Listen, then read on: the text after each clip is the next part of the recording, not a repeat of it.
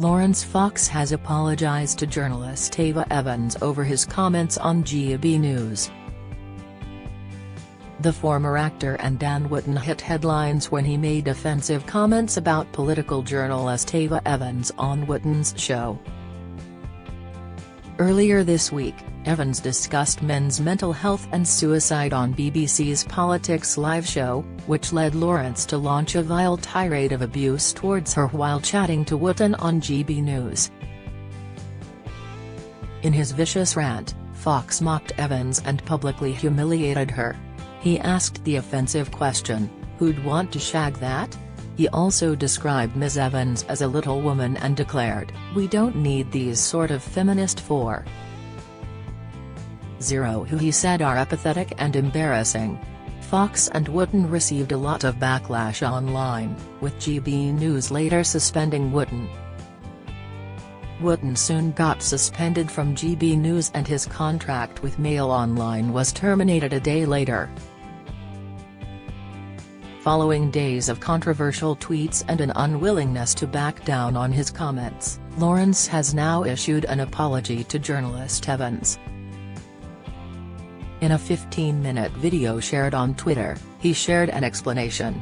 Taking to Twitter on Thursday evening, Fox said he knows that GB News are going to sack him tomorrow, but he wanted to clear his own conscience by apologizing to Ava Evans for using the word shag in his rant. However, he said that he did stand by what he said in telling all self-respecting men to run a mile from her. In his apology video, Fox also called out Wootton for throwing him under the bus after the actor-turned-journalist said that he had supported Dan for weeks on end amid ongoing allegations about him. Fox also said that GB News was the home of cancel culture and not free speech. In the video, posted on his account on X, formerly known as Twitter, he said, "Hello everyone. Strange couple of days it's been. First of all, I've got a few things I want to say. The first is to thank you so much for all of the messages of support that have come my way. I really do appreciate it. It's been a tricky couple of days, but I have brought a lot of it on myself.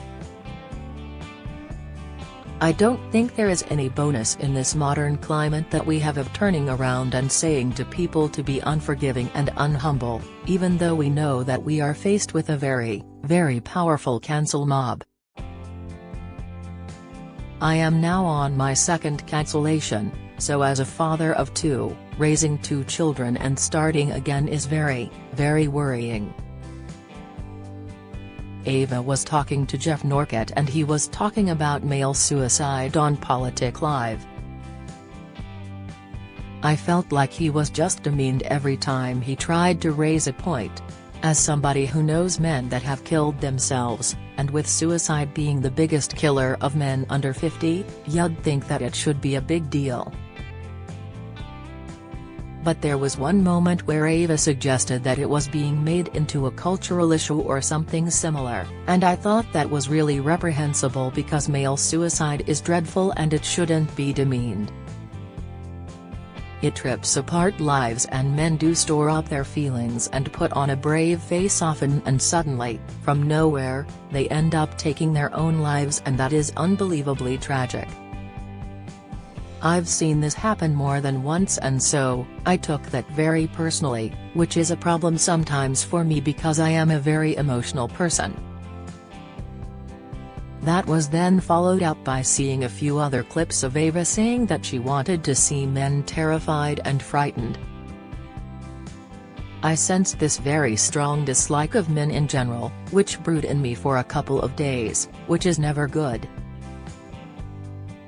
The overwhelming majority of men, -99% of men, are good, decent, and honest people and they love their partners and they support and encourage them.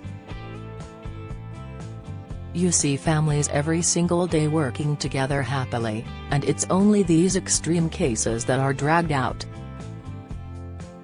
I think that Ava shouldn't paint all men with one brush, in the same way as I shouldn't paint all women with one brush.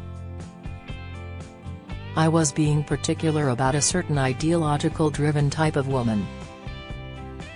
I don't think it makes women happy to hate men. I don't think it makes society happy for women to hate men in the way that Ava so often does, and there has been an awful lot of talk of misogyny." Laurence went on, "I went on the Dan Wootton show.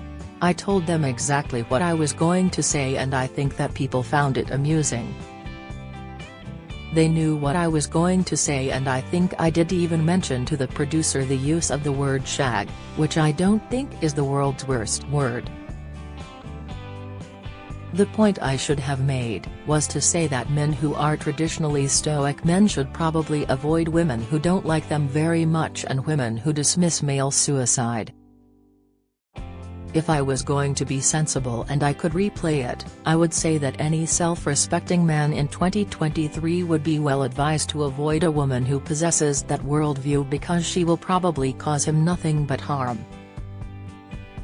But what I did say was, I wouldn't shag that, which is not right. It's demeaning to Ava, so I am sorry for demeaning her in that way. However angry I am with her still, I am sorry for doing that. And it demeans me because it's not representative of who I am, and also am not saying any of this stuff. I know I'm going to get sacked tomorrow. I'm saying this stuff to clear my own conscience. I do think that what has happened is that a narrative has been spun and a scapegoat has been found, which is me. I don't think that that has been particularly fair. We're living in a world which is getting progressively more divided, and all the things that I care about in terms of free speech are a way of getting people to talk to each other from different political lines and different culture lines. I would like to say to GB News, I would like to add some context as to why I posted Dan's texts. Dan has been in a lot of hot water after an attack on him. I provided Dan with several weeks of daily moral support and encouragement and the full access to free legal services. I said to Dan if they had sacked him without any actual police investigation or involvement, and on the back of some complaints which are unfounded and the presumption of innocence isn't maintained, then I told him I would walk out in solidarity with him. So when I read his response where he had thrown me under the bus, which has been a standard feature from GB News presenters, I decided that it was important to know that context of that. One shouldn't behave in that way. I don't do disloyalty and I don't do cowardice, and I believe 100% in integrity, which is why I'm stumbling through this apology. GB News have now opened themselves up for complete destruction because they have branded themselves as the home of free speech. They could have said something like what Laurence said was appalling, but Hess got the right to say it. I know myself I could have expressed it better, but to see GB News to that cancelling of me and sack us both tomorrow, certainly I think they'll sack me. They are opening themselves up to that cancellation mob which was well whipped up and organized, and there has been more suppression of free speech. GB News had one opportunity, and that opportunity was to stand up and defend free speech, which they haven't done.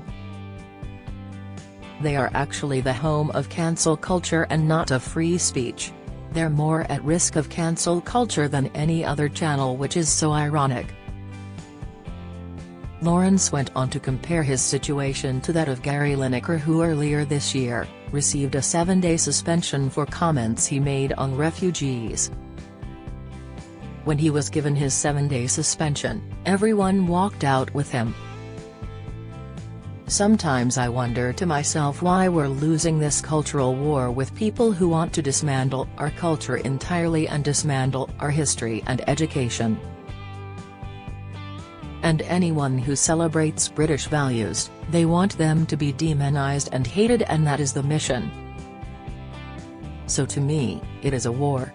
While everyone walked out with Gary Lineker, at GB News, which is never surprising to me because I've worked in showbiz for 20 years, it felt like someone else was just so happy to get into the seat before it was even cool. I wanted to just say that I regret the use of my language because I don't think it honors me or my view of women. I'm not a misogynist on any level, so there will be no sex allegations or whatever coming my way. I honor, love, and respect women, even those that I don't agree with, and I profoundly disagree with Ava. The original idea of feminism was equality, which is a noble goal. Women have been suppressed, but this wave of feminism that we're on feels like it's not about equality, it's about authority over men. It's like the BLM movement. It's not about black people struggling somehow, it's about revenge and money, obviously. And the Me Too movement, that was just a witch hunt for people in lots of ways. The movements that need more notoriety are doing no favors by a woman standing up and saying that they want men to be terrified and frightened. I've got 2 young boys, young men now, who are going to go out into a world, and God knows what relationships are going to be like in that world. I fear for my boys, so I don't like it when I hear someone saying that. I don't like it when an anti-male sentiment is so loud. We need a society full of strong women with great ideas. What we don't need is a society full of victims who want to take revenge on men, because what happens then is you get a feminization of masculinity and this idea of toxic masculinity, but nobody ever sees the toxic femininity.